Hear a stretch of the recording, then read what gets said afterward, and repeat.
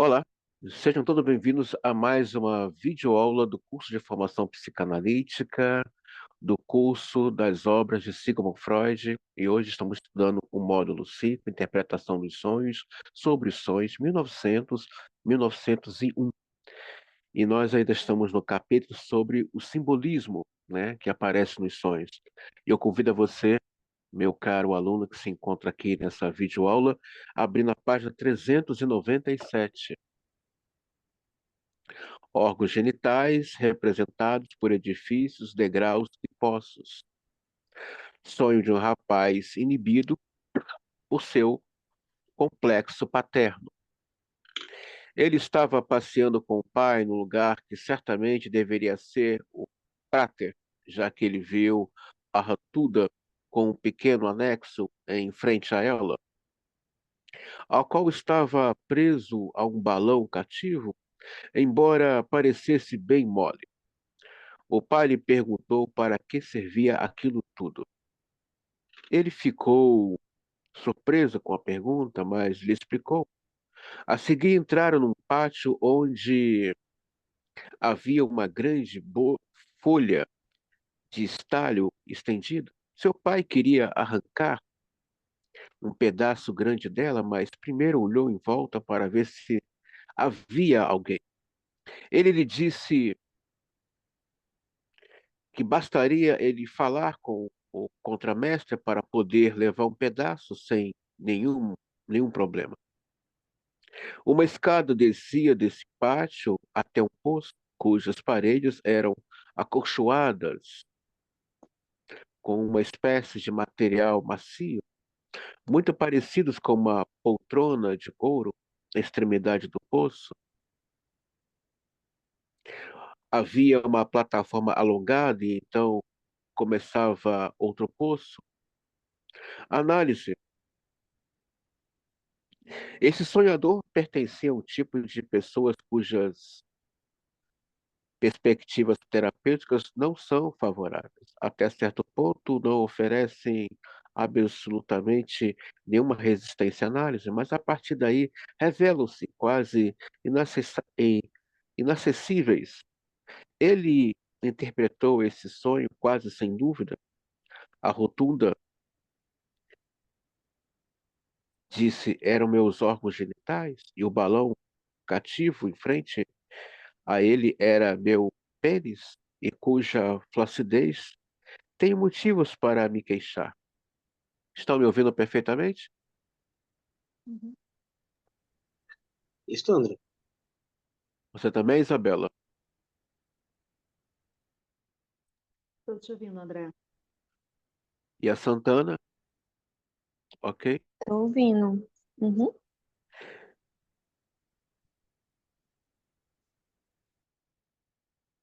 Cuja flacidez me queixar. Entrando, então, em maiores detalhes, podemos traduzir a rotunda como traseiro, habitualmente considerado pelas crianças como parte dos órgãos genitais. E o pequeno anexo à frente dele como um saco escrotal. O pai lhe perguntava no sonho o que era tudo aquilo, isto é, qual a finalidade, a função dos órgãos genitais. Pareceu plausível inverter essa situação e transformar o sonhador no indagador, visto que ele, de fato, jamais fizera essas perguntas ao pai. Tivemos de encarar o pensamento do sonho como um desejo, ao considerá-lo como uma oração condicional, do tal, se eu tivesse pedido ao meu pai esclarecimentos sexuais. Logo encontraremos a continuação desse pensamento em outra parte do sonho. Página 398 do livro. O pátio onde estava estendida a folha de estanho não deve ser tomado simbolicamente à primeira vista, derivava das dependências comerciais do pai do sonhador. Por motivos de descrição, usei estranho em lugar de outro material com o qual o pai realmente lidava, mas não fiz nenhuma outra modificação na linguagem do sonho.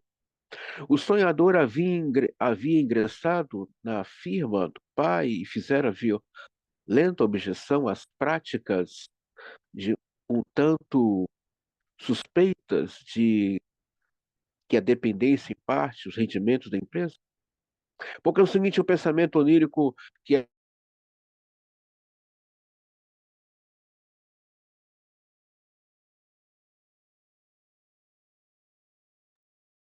Agora travou. no Kant ao arrancar, que servia para representar a desonestidade do pai nos negócios, o próprio sonhador apresentou uma segunda explicação, a saber que isso representava a masturbação. Não só já estava familiarizada com a interpretação, como havia algo para confirmá-lo no, no, no fato de que a natureza secreta da masturbação foi representada por um inverso, podia ser praticado abertamente. Exatamente como esperaremos, a atividade masturbatória foi também deslocada para o pai do sonhador, tal como há uma pergunta na primeira cena do sonho. Ele interpretou prontamente o poço como uma vagina, tendo em conta o acolchoado macio de suas paredes, acrescentei com base em meus próprios conhecimentos derivados de outras fontes,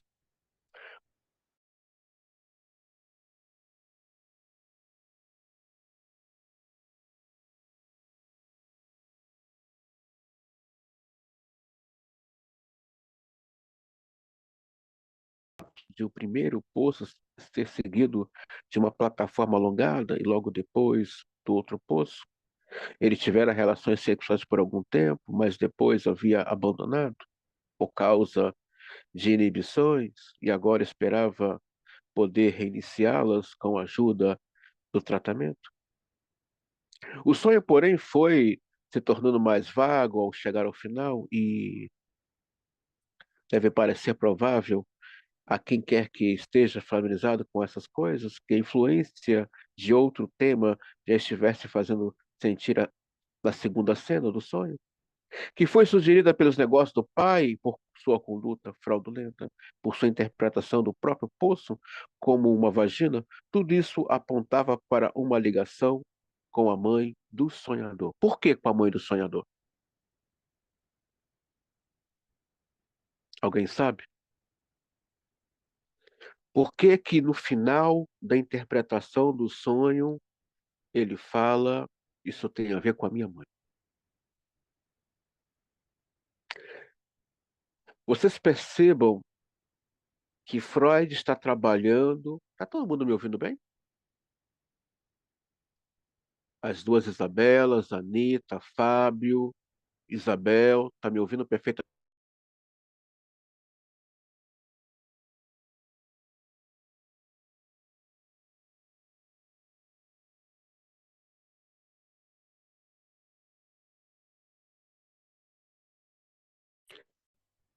Então, por que que o Freud está nesse capítulo nomeando? Agora estou vendo que está congelando mesmo. Por que que o Freud nesse capítulo está nomeando que os sonhos têm a ver com a questão sexual? Lá no módulo 4, no final dele, no sonho, sonhos de inibições, no caso, sonhei que estava nu, Freud vai falar desse desejo de piano da criança de querer estar nua dentro de casa, andar despida, né? De mexer na sua própria genitália.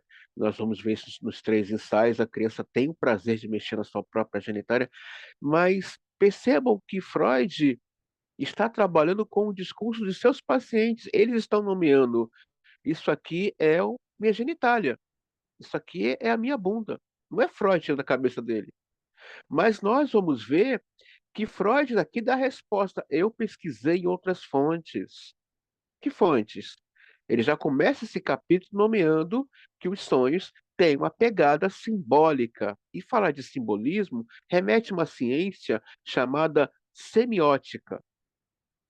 Eu vou dar essa aula para vocês ao final desse capítulo sobre simbolismo. O Freud está trabalhando com uma ciência chamada semiótica. Semiótica é uma ciência que trabalha símbolos, imagem, discurso, linguística, texto, mas principalmente as imagens e os símbolos. Só que tem símbolos que datam mais de 30 mil anos no planeta. Mas por quê um pênis, uma vagina? Por quê? O que isso representa para a humanidade no sentido arquétipo? O que significa sonhar com um pênis? O que significa os monumentos que representam pênis e vagina? O que significa realmente uma vagina? É somente para proporcionar um prazer sexual para nós homens? Será que é isso?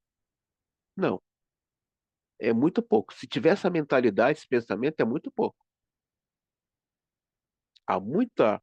Há uma questão histórica, há uma questão universal em torno do pênis, da vagina, do ânus, do seio. Há todo aí um contexto. E nós vamos ver isso hoje. Um exemplo que eu quero trazer para vocês aqui sobre a questão de imagens, o que elas representam, essas imagens, né? Essas imagens fálicas, né?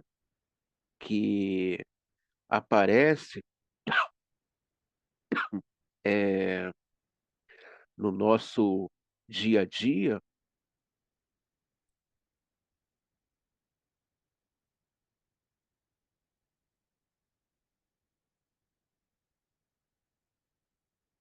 são, todos conseguem ver? Tá. Alô? Cifrão. Sim, em Isso é um dólares. cifrão, né? Um cifrão, muito bem. Parabéns para vocês. Aparentemente é um cifrão, né? Um S e duas barras, né? Aparentemente é um S e duas barras, mas ele já existe na história da humanidade há séculos. Você vai encontrar o cifrão, né? Lá na mitologia grega. Essas duas barras pertencem às colunas de Hércules,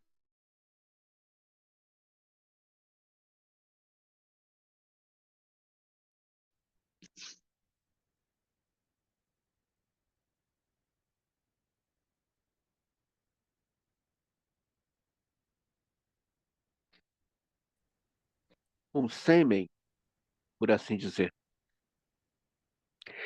Então, aquela palavra dos evangelhos, da parábola do semeador, que fala, e o semeador saiu para semear, né? Ele saiu para colocar sêmen, sêmen. Mas o que é um sêmen sem o útero? Que tá, tem a vulva, tem a vagina e tem o útero. Olha que processo, né? O que significa essa vulva? O que significa agora essa vagina? E o que significa o processo agora de esse útero? O que adianta ter tanta força, tanto poder, se não tem um útero para depositar esse poder, depositar esse sêmen? Sabe aquela fala corriqueira que a gente ouve dos coaches? Escolha o seu público, saiba o seu público. Já ouviram essa fala deles? Já ouviram? Já? Pois é, não descarte. Ele está falando de útero. Essa fala é importante.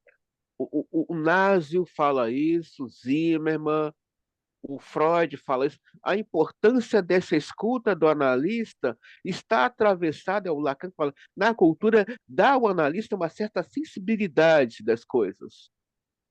Eu vi muito isso. Uma vez um professor me falou, André, às vezes as pérolas, às vezes o ouro está no meio do lixo, está enterrado, está soterrado. É preciso ter sensibilidade para perceber aonde está esse ouro. Então, quando um coach fala Conheça o seu público, né? As pessoas às vezes se irritam com eles, né? Não fica irritado não, gente. Vamos entender. Tem algum significante ali gritando. Está falando de um útero. E a história do útero é muito rica. A história do útero é riquíssima. Não adianta ter falos, sêmen, se não tem um útero para depositar esse sêmen. Só que na parábola do semeador, diz a Bíblia que o semeador conhece a terra, conhece a raiz. Quem é essa terra? É o útero.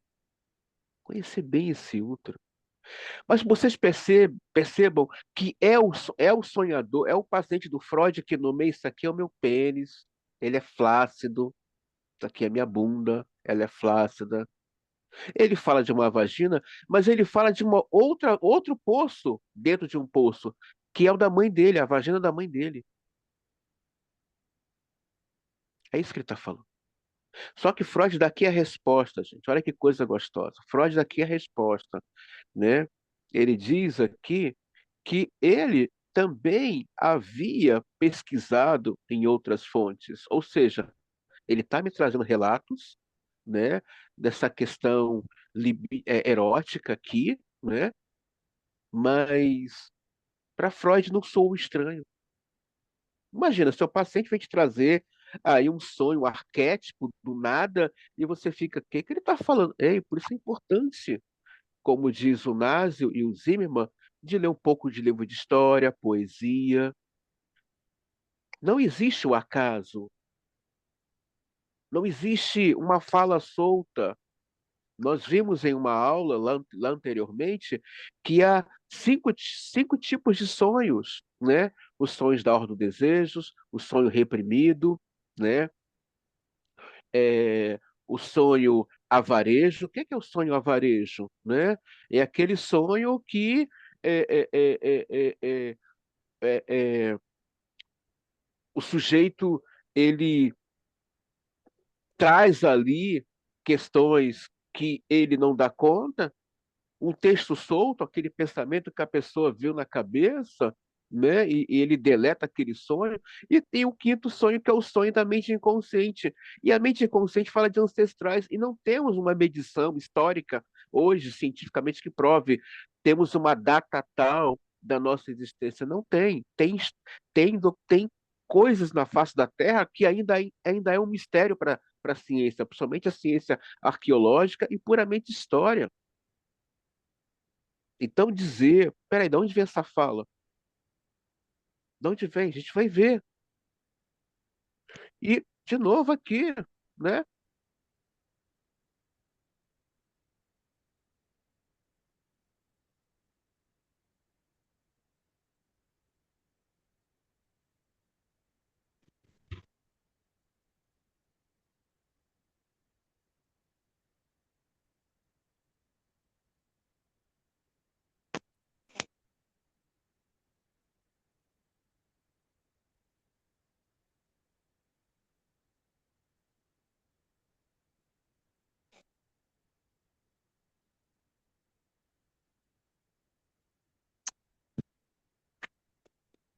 Tá todo mundo vendo? Alô? Sim, sim. Temos aí uma arranha-céu, né? Mostrando o seu poderio, né? Financeiro sobre essa cidade. Como falamos na aula passada, os posses ídolos demonstravam o poder bélico, político da cidade, daquela região.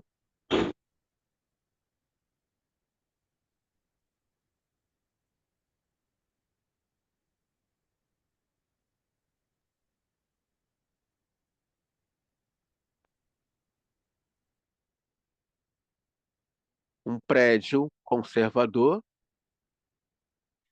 ou seja, um pênis não muito volátil, não muito agressivo, um pênis que faz sexo quando pode, né? Olha a manutenção dele, como é bonitinho, bem conservador, olha a arquitetura. Casando,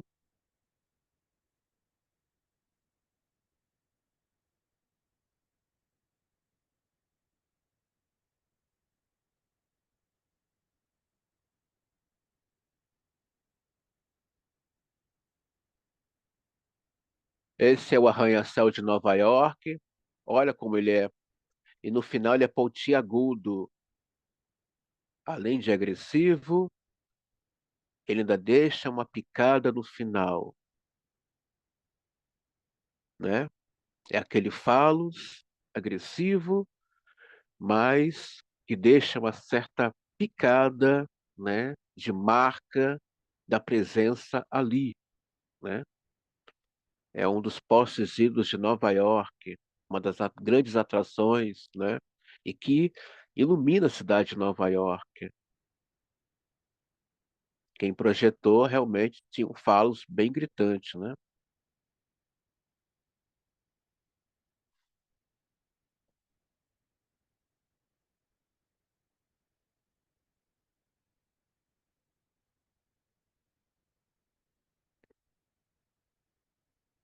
Aqui uma escada.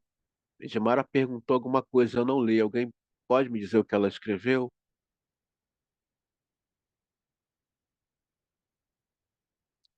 Essa é uma escada.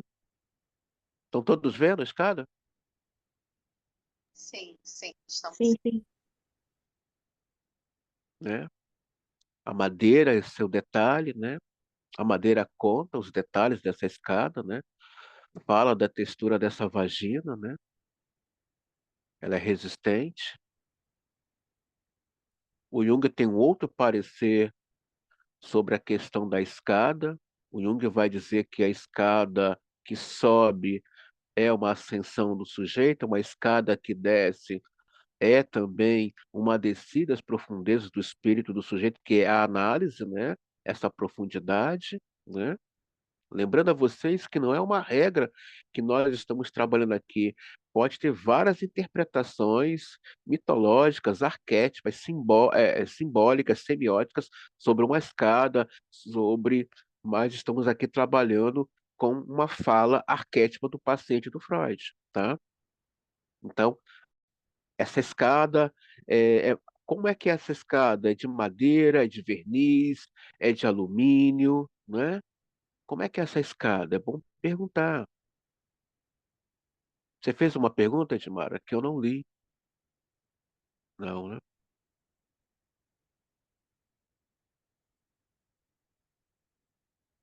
Então ele fala do poço, né? Um poço profundo, né? Alguém insaciavelmente, né? Vaginalmente, alguém com prazer sexual sem limite, mas que as cavidades da parede são ásperas, né? São agressivas, né? Sonhei com um poço, mas as cavidades da parede eram agressivas, né? Tem um livro que fala sobre as vaginas ardentes. Eu coloquei na bibliografia de vocês lá de histeria, se vocês puderem adquirir, dá uma olhadinha lá na bibliografia sobre histeria que eu mandei para vocês, do módulo 1, 2 e 3. Está lá um livro falando sobre essa questão das vaginas agressivas.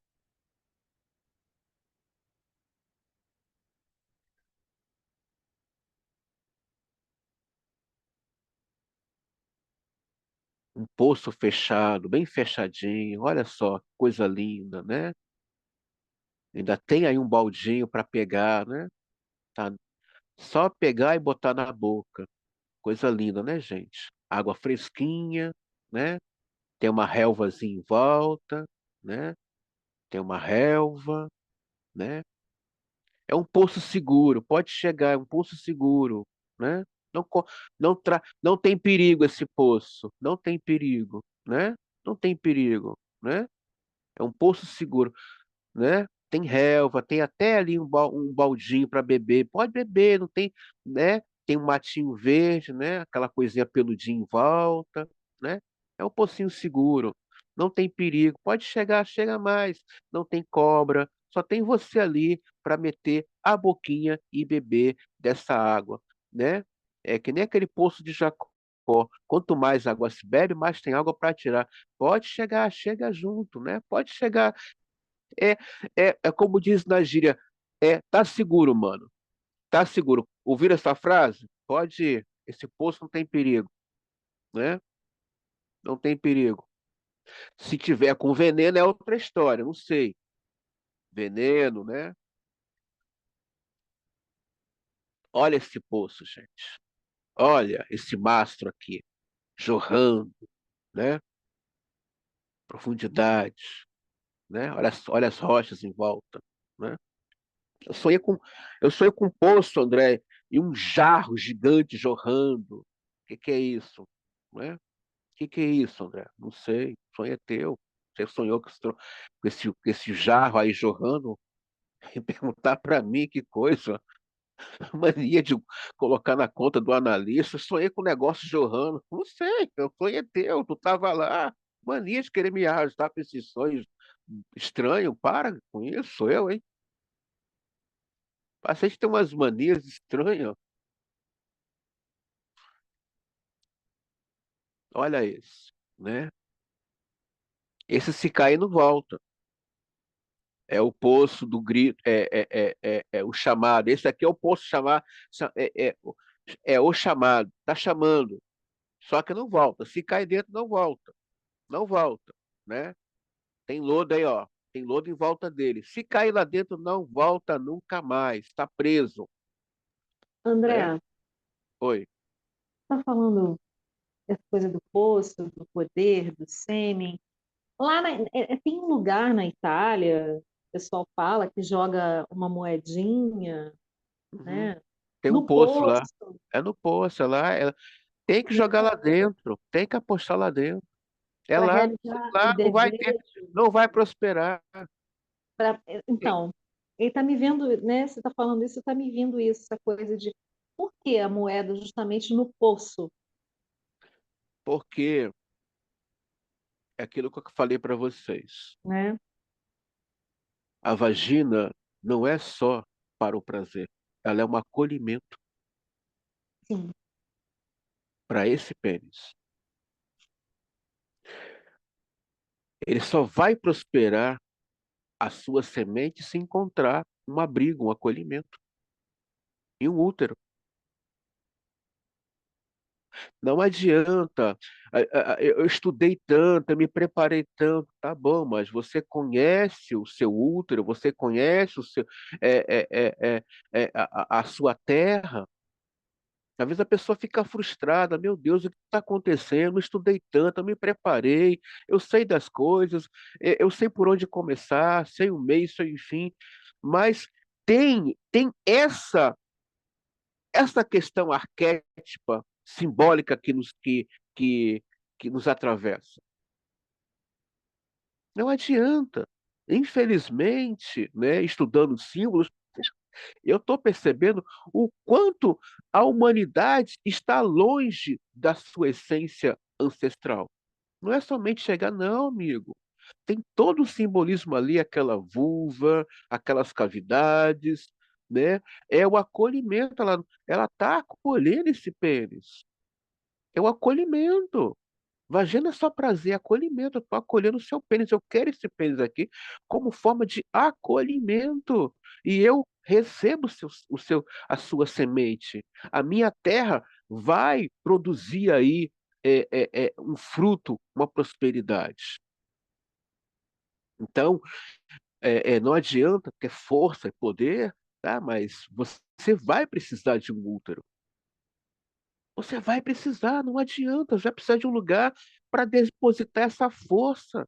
E quem vai sustentar essa força, quem vai aplacar essa força é essa a vagina, esse útero, é o corpo da mulher que sustenta toda essa agressividade, né? Essa força agressiva do homem que se apresenta ali através do pênis, né? Aquela agressividade, aquela fome, né? De possuir, né? De ter, né? Mas tudo isso tem uma questão aí arquétipa falando, né? Essa fome, sede que eu sinto da genitália dessa mulher, está falando de uma sede além, mas que ele não consegue descrever, não consegue nomear. É, o meu prazer, né, de receber o pênis dele, né, essa agressividade, essa coisa que vem no formato agressivo, tem aí também uma fala também psíquica por trás disso, como eu falei para vocês durante a semana, né, fazendo algumas postagens, né, há civilizações até hoje, como alguns povos do norte da Europa, é, é, na África, que preserva o osso humano. Tem tumbas para preservar o osso humano.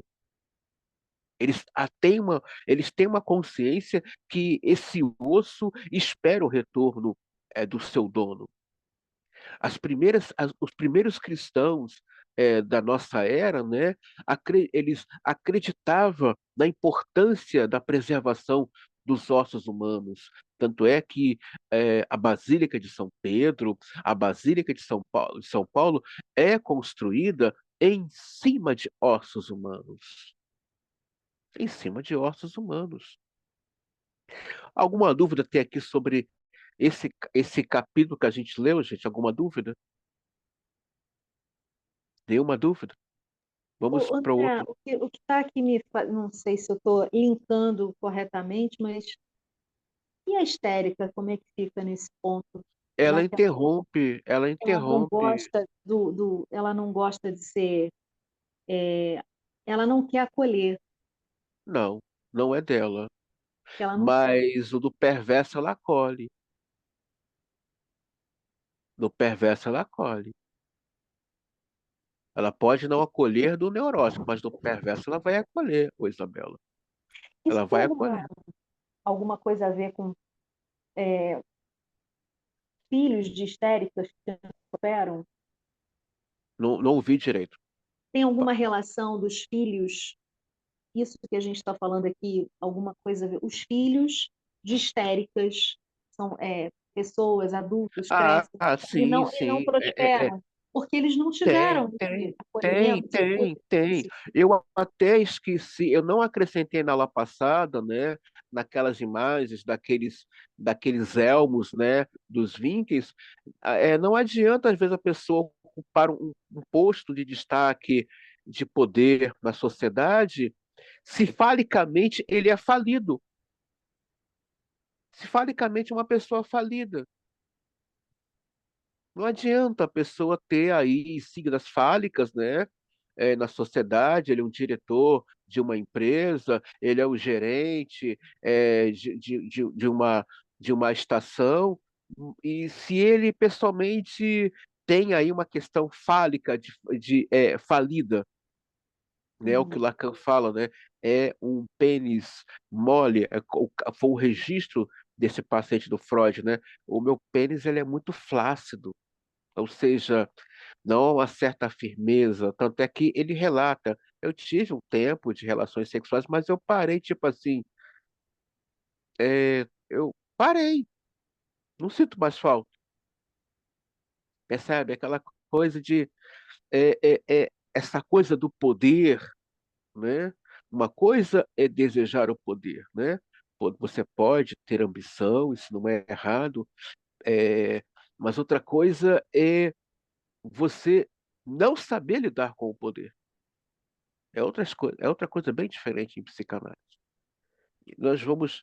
Agora, foi bom você ter levantado essa questão aí, Isabela, porque se você está próximo à raiz, no caso, como a histérica, quantas coisas a pessoa herda dessa histeria? Talvez um traço, um movimento que é perigosíssimo, a pessoa se sabota, né? Aí também pode entrar aí uma, uma servidão voluntária, no caso, uma neurose obsessiva de serventia, né? A pessoa se sabotar de maneira. Porque a histérica se sabota o tempo todo, gente. Isso é dela. E depois ela ri da desgraça dela. Nós vamos ver em Xixes o Freud falar que uma pessoa ia morrer enforcada e ele estava rindo dele. Ele estava rindo dele. Olha que coisa assustadora. Ele ia ser, né, enforcado e estava rindo dele. Então, isso é muito sério. Então, é preciso tomar cuidado que esse processo aqui. E, gente, deixa eu ser sincero uma coisa para vocês. Eu estou numa aposta muito cega com todo mundo aqui. Minha aposta é o seguinte: eu estou acreditando na clínica de vocês. Mas pode acontecer de alguém que no meio do caminho falou o seguinte: eu não quero mais saber disso. Pode acontecer, eu não quero. É uma aposta. Peraí, mas e todo esse investimento? Se a pessoa tiver um atravessamento histérico, volto a falar, um atravessamento histérico, um traço, ou movimentos, que às vezes a pessoa não tem estrutura, não tem traço, mas tem movimento, ela pode pegar tudo isso aqui e jogar pela janela. Ela pode pegar. É preciso tomar cuidado quando você descende aí de uma raiz histérica bem pesada. É preciso tomar cuidado. Até que ponto essa raiz pode me afetar pela ordem do afeto. Afeto, assim, nem sempre são coisas negativas, positivas. Afeto, muitas vezes, fala de coisas negativas. Isso me afetou. Quem puder, é um tema que eu vou passar para o próximo módulo, mas eu vou indicar aqui, tá? Já indiquei para alguns alunos, vou indicar. Quem puder, veja Beberrena. Veja. Ele vai ser tema da live do módulo 6. Será tema de live. Veja quem puder. Vai entender o que eu estou falando aqui. Só vou dar um spoiler. Do 5 ao 7 já está ali a resposta do pulo. O filme, a série é toda lacaniana, toda Freud e Lacan. Dá uma olhadinha, separa ali uma bebidinha leve, uma água com gás, né? Coloca o seu pocinho do lado, né? Leva uma coisa para deixar você animado, vê. E vamos entender por que que o Freud diz que a mulher é como uma paisagem. Página. Ficou alguma dúvida a mais, gente? Não? Quem é Meirelles Rodrigues que está aqui na aula? Boa noite. Quem é? Oi, André. Boa noite, pessoal. É a Aline, Aline. Ô, Aline. repetindo o Poxa. nome da minha filha. Ah, porque eu tenho que ficar atento agora, sabe, gente? Eu tenho que ficar atento. Vocês estão aí rindo? Semana passada foi punk.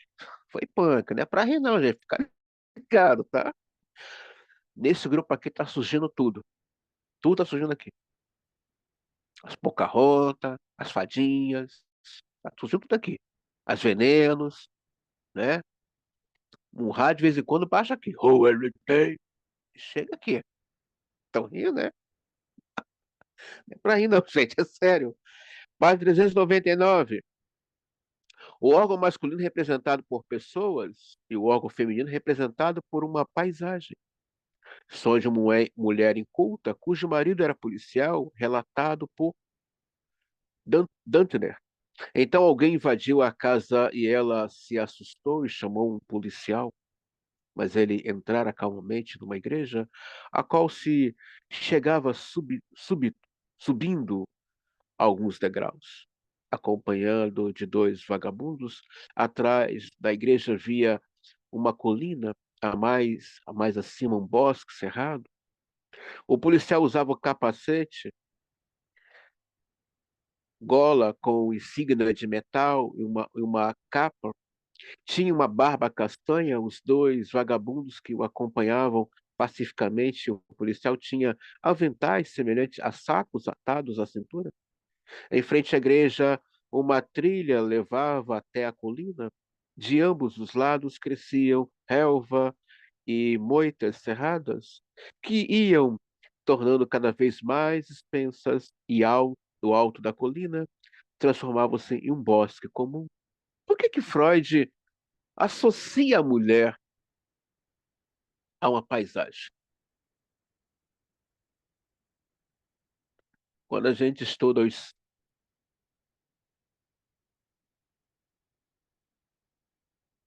ah, quando a gente estuda os símbolos da mulher, nós vamos ver que está ligada puramente à natureza. Essa semana, alguém me solicitou um livro, eu não consegui achar, e Edmar achou, como ela achou, não sei, mas ela achou esse livro, né? Que era. E ela também não revela onde achou, mas tá tudo bem, vamos seguir na vida, né? Tá ali rindo, não sei por quê, mas tá rindo, né? Você não acha, mas eu acho, né? É aquela coisa da mulher, né? Homem não acha nada. Mentira, mentira. Homem acha. E ela disse que achou. Não sei aonde. Eu procurei no Google, não achei esse livro. E ela achou. Como? Eu não sei. Não quer revelar a fonte, mas tudo bem. Deixa pra lá. A mulher, os símbolos da mulher estão ligados ao ar, ao cosmo. A mulher cria, gente. O único ser capaz de criar. Ah, o livro é. Peraí, só um instantinho. É esse livro aqui, ó. Eu, como é que ele é pesado? Ó, pesadinho, tá, gente? Esse aqui, ó. Top. Ele é de 1920. Ainda é fonte de pesquisa. Ainda é fonte de pesquisa. E aqui, por que que Freud fala isso?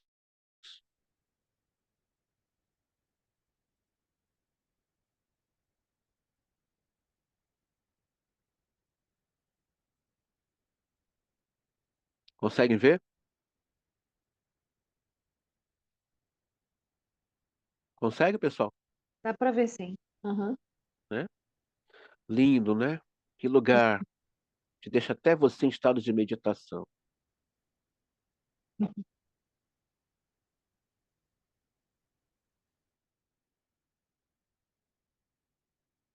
Olha esse, gente. Não é lindo? Para fazer uma pesquisa, estudar, acordar de madrugada, tomar um café, ou então procurar um poço, né? Não sei, procurar um poço. Isso aqui não tem perigo, pode chegar mais perto.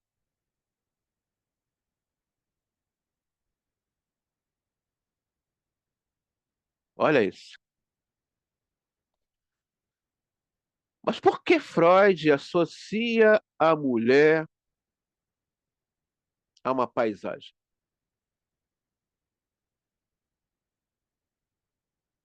Não lembram? Qual é a primeira paisagem que nós temos quando vemos ao mundo, gente? O rosto da mãe.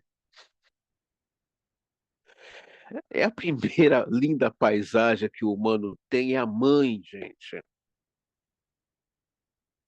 Então Freud associa toda a imagem da mulher a uma paisagem, o cabelo, a sobrancelha, os lábios, o nariz, uma caverna, pode ser uma gruta, pode simbolizar uma vagina, um ânus, mas é um lugar de acolhimento. É, uma gruta é o símbolo vaginal e anal da mulher, um lugar de acolhimento. O que eu falei para vocês? Essa ideia de que a vagina é só para. Não, é acolhimento.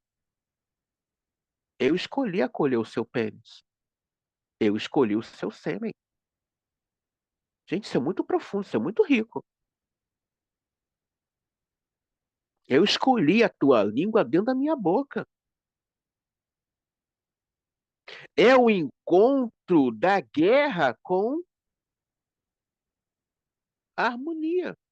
Então, quando você vê, né, algumas poesias tipo, nossa, eu sou vento, eu sou trovão, eu sou tempestade. Aí você fala, nossa, mas que coisa. Não. Às vezes aquela fala que parece boba aos seus ouvidos, ou que parece sem nexo, e que a pessoa às vezes está falando, né, porque está se identificando com esse discurso, muitas vezes tem ali uma pegada ancestral, falando da sua essência, dos seus símbolos, que fala do seu ser. É por isso que eu falo, a importância desse analista está aí atravessado com vários discursos do conhecimento, um pouco de história, de filosofia, poesia, simbologia, né? Nossa, aquela mulher se denomina uma tempestade. Será que é da boca para fora? Eu mesmo, esses dias estudando esse assunto, eu falei, nossa, minha sinusite está me atacando. Eu falei, eu estou em guerra com a mamãe ainda, né? Se eu estou associando o mal-estar da minha sinusite ao tempo, né, a virada do tempo, uma hora está quente, uma hora está frio, isso muitas vezes afeta a minha respiração.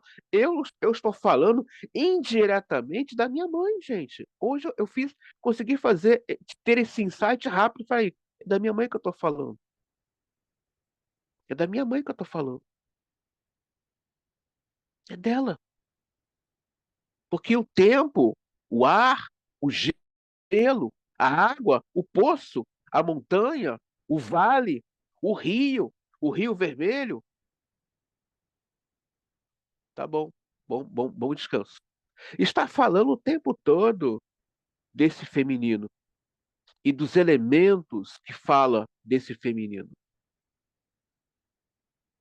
Por isso, o Freud fala, a mulher é como uma paisagem. Mas que paisagem? De tranquilidade, de esperança, de amor. Vê como é que ela descreve o sonho, a mulher? Havia uma montanha cheia de relvas, cumes. Estava falando dela própria. Então, a primeira imagem que nos marca, que fica em nós, marcado no nosso inconsciente, é esse rosto dessa mãe. Aquela mãe que olha para o bebê e diz: vem mamar, vem no peitinho da mamãe.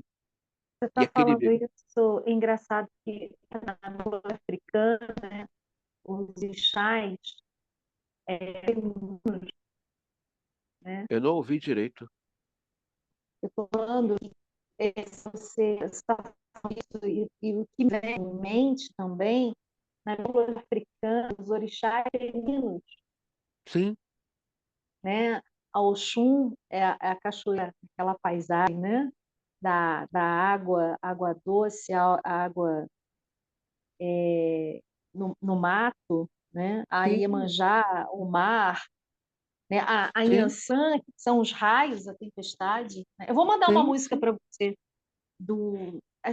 muito pouca gente conhece essa música, esse autor, esse cantor, o Orlando Moraes.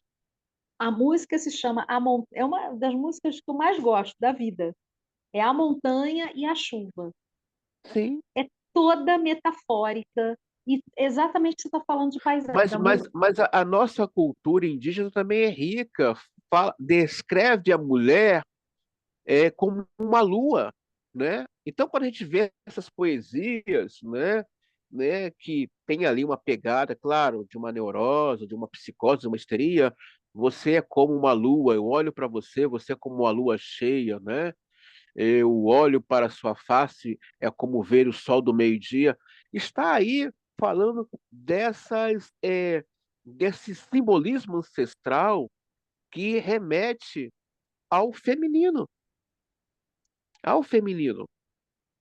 É rico, é profundo. Eu confesso a vocês que eu estou estudando Freud junto com vocês, mas fazendo uma pesquisa particular juntamente. Esse livro, eu confesso a vocês que eu nunca li ele. Eu comprei ele para estudar símbolos com vocês. Tem mais dois. Na verdade, está faltando ainda 88 desses livros para ler sobre simbolismo. Esse aqui foi o mais indicado, né? Em termos de arquétipos, em termos de semiótica, ele tem uma pegada muito psicanalítica, porque o autor é francês. Então, é muito comum os artistas franceses ler psicanálise lá na França, na Escócia, na Irlanda, é, nesses países de cunho da realeza, é muito comum essas culturas beber da psicanálise, né? A Irlanda, né, os profissionais de lá e da Escócia, quando tem uma pegada policial aí, vai consultar a psicanálise, e eles citam muito Freud, Lacan, Aclay, o Jung, é maravilhoso, mas o que eu estou mostrando para vocês é que até eu mesmo estou me reeducando, até mesmo o olhar, não mais aquela coisa somente teórica, isso aqui tem uma pegada aqui de um neurótico obsessivo, pode até ter, né? De uma neurose obsessiva, de uma de uma neurose infantil, né? Essa coisa de piano, eu não sei viver sem você, mas que exalta aí os símbolos ancestrais, os arquétipos ancestrais ligados à mulher, que está totalmente. Por que que o nome do planeta é Gaia e não Gaio, né? Por que que é Gaia? Mas a gente vê No inferno, né? que não adianta você ter falos, né? Ter aí o poder de Hércules, a força e o poder e a destreza, se não tiver um poço. Se não tiver um útero. Não adianta. Não adianta. Vai precisar de um poço. E qual é o útero do analista? O que é útero? É acolhimento. Útero é preservar, conservar, preparar para dar à luz. Há um período, dependendo da semente, dependendo da terra, dependendo do plantio, tem um período. Cada semente tem um período para poder germinar e assim prosperar. O nosso útero é a nossa escuta. O nosso falos é a palavra.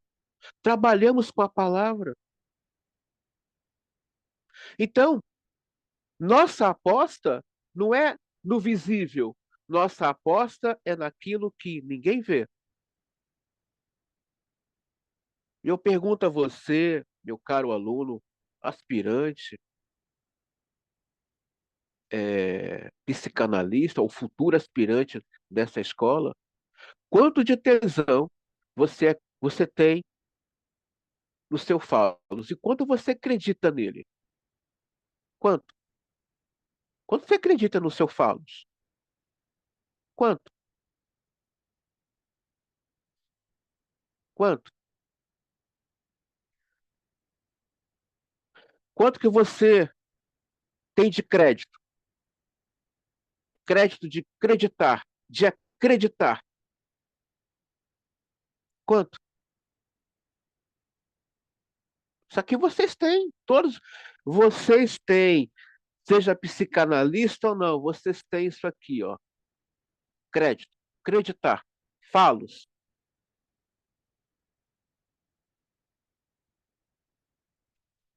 Vocês têm. Mas, André, qual é o meu poço? Qual é o meu útero? Você tem um útero. Você tem o seu útero. Nós temos o nosso útero.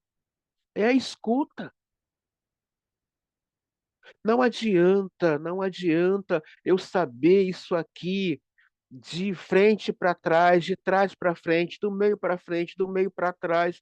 Não adianta. Ah, eu saco de todas as teorias, de todas as técnicas, tá bom, mas você tem escuta. Você consegue ali na análise fazer que nem bio. Deixa eu saber, deixa esse conhecimento de lado. O mais interessante aqui é o que esse sujeito está trazendo. É escuta. Clínica referencial é escuta. Ah, não, seu paciente, seu analisando, não está querendo saber o quanto você estudou, o quanto você passou de quintas e quintas-feiras aqui. Não tá querendo, ele quer, tem algo ali, querendo desse poço. Eu quero algo desse poço. É além, é além. Às vezes a pessoa não tem muito conhecimento psicanalítico, mas ele tem uma escuta. Opa. E às vezes aquele que tem tanto conhecimento, eu não entendo por que a clínica daquele colega prospera e a minha não. Oi, ele acredita. Ele está botando crédito no falos dele, que é a palavra. Não, ele acredita. E aquele colega tem uma escuta, ele está ali, fala, não interessa. É isso que vai. E quando. E não importa se esse paciente vai se tornar analisando, ou se esse analisando vai se tornar analista no futuro. O propósito da clínica é gerar vida. Esse é o propósito da clínica. Gerar vida. Ah, ele não ficou aqui. Ué, para ficar? Ué, para viver? Para viver. Ah, ele ficou um tempo e foi embora. Tá vivendo? Tá. Então, vamos dizer, vamos falar que é nem Freud. A clínica alcançou seu objetivo. Tá vivendo. Lacan falava a mesma coisa. Lacan, Lacan foi mais ousado. Eu não acredito que a cura está só aqui. Hoje eu concordo com ele. Às vezes o meu paciente vai se curar, sabe aonde? Numa livraria, num esporte. E aí? Praticando uma arte. E aí? Ele levou centelhas desse lugar. Ele levou. Ele vai levar a clínica. Ele vai levar as marcas desse acolhimento. Ele vai lembrar lá na frente. Havia um lugar que uma pessoa me ouvia, era meu analista, era minha analista. Ainda vai citar o nome, porque a clínica é invocação. Vai citar o nome, vai citar. Então, cada um aqui tem o seu crédito, o seu falos, tem aqui as suas duas torres. Mas, André, eu não consigo. Se eu não consigo, já falei com vocês na aula passada. Tem um ouro aqui. Esse impasse aqui tem um ouro. Tem um ouro aqui.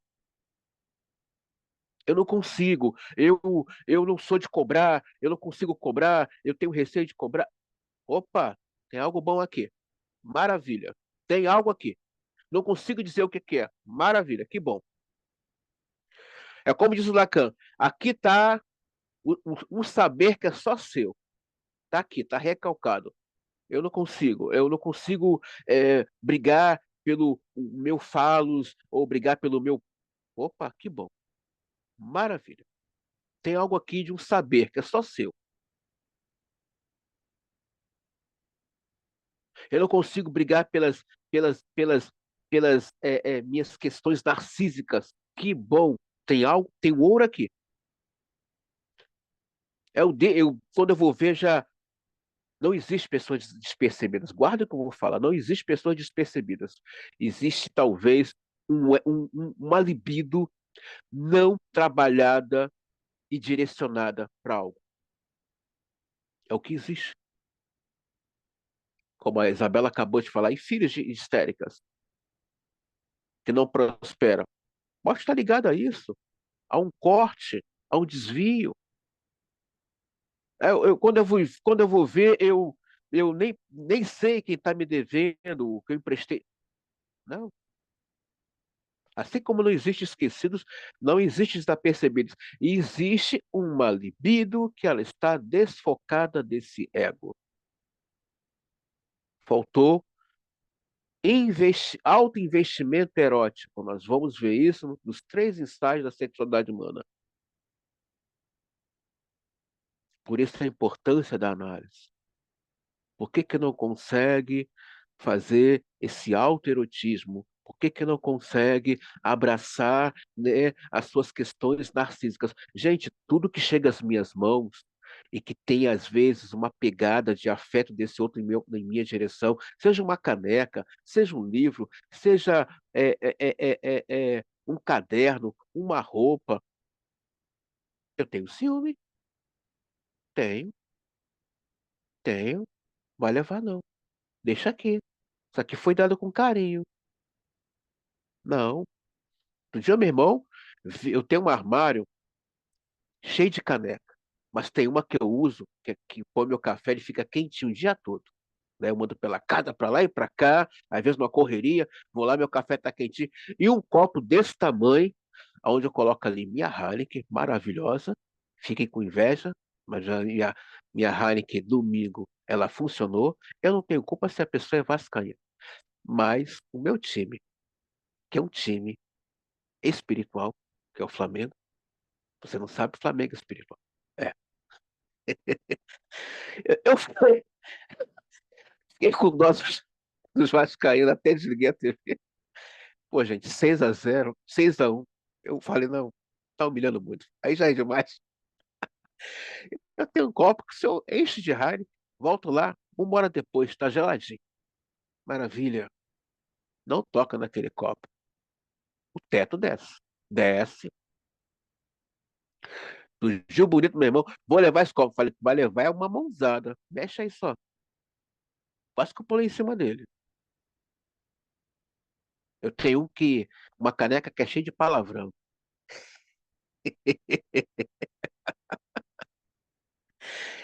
Essa caneca, a caneca, eu chamo ela de caneca do Freud. Linda.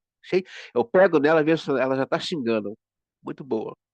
Eu também receber a caneca do Munhai, que vai ser traumatizante, né? Não sei se vai ter análise para me ajudar nisso aí. Vocês entenderam, gente, a importância de conhecermos, entendermos isso?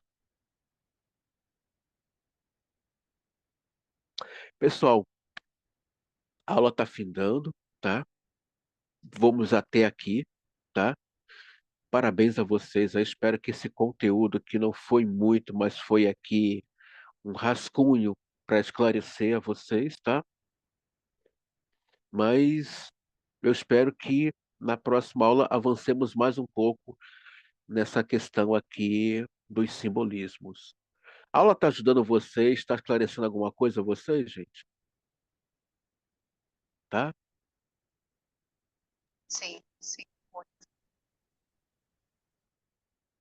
Só a Edmara que fala, gente, aqui nessa aula. Ou ela, Isabela. O resto tá o quê? Tem uma chapa. O que que é? Na arcária dentária? O que que é, gente? Tem algum símbolo nessa boca que não consegue mexer? Porque tem gente que tem boca de chumbo, língua de aço, que eu não sei, não consegue. Nem maçarico abre a boca da pessoa, nem maçarico. Se passar maçarico, não abre. Não sei o que que é isso. Não sei. Então, pessoal, até a próxima quinta-feira, tá? Muito obrigado, tá bom? Até a próxima quinta-feira. E só um Eu vou instantinho, mandar, gente. eu vou Obrigado, mandar Fábio.